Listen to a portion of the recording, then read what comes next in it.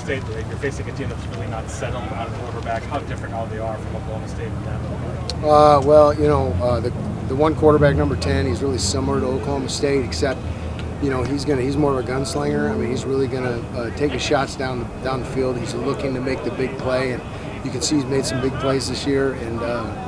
And then he's also turned the ball over some. He's just trying to make those big plays and trying to move the offense. And it's worked really well for him. In some games, he scored 50-some points in their first game, and then other games, against better opponents, it's been feast or famine. Number 5, he's electric with the ball in his hands. He can run. He creates things. He's more of a creator. He really has a strong arm. He's also a little bit of a gunslinger. I think he takes care of the ball maybe a little bit better, but in terms of, he's not as efficient in terms of the passing game. They really do try to mold the offense around both quarterbacks. Coach, how do you feel? I mean, you're saying being a gunslinger, the secondary obviously want to do their jobs, but do you feel that they're pressing more to get that interception?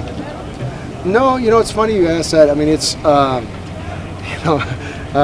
maybe. I mean, we've dropped some, we've had some, in each of the first, 4 weeks that we just weren't able to come up with. But, again, I keep saying it every week. I think the more our guys become comfortable in our system and doing the same things and preparing the way we do each week, we're not trying to reinvent the wheel each week. And, that extra half step that we get with the familiarity of doing what we do week in, week out, day in, day out, and just really,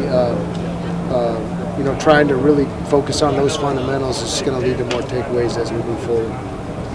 And how do you feel that they've, within the scheme, as a secondary, settled in and, not getting out of position, communicating well? How do you feel that's grown from, week 1 till now? Well, like I said, last week was really kind of a litmus test to see, where we were at. And there were times that we did a great job keeping the ball in front of us, and we were opportunistic in playing certain situations.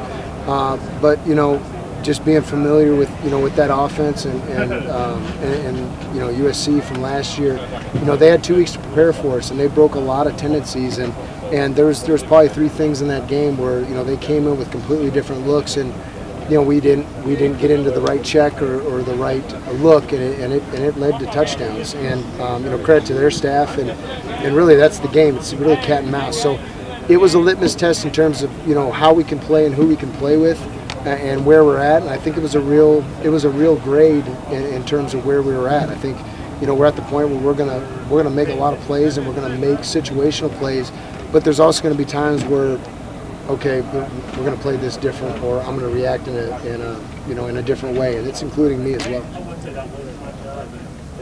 Anything else? Their quarterbacks are quite different, it seems like. What are the challenges of that? One's like I said, one's more of a creator in terms of with his arm, and he's going to try to force the issue a little more. Number 10, and then you got another guy who really can run, and he's if this guy isn't open, I'm going to take off and I'm going to create. And he's explosive, and he's real dynamic with the football. So you really got to have not necessarily different plans for him, but different answers for him, because they're both I think very different players. Is it tough from an awareness standpoint of players situationally that's the case?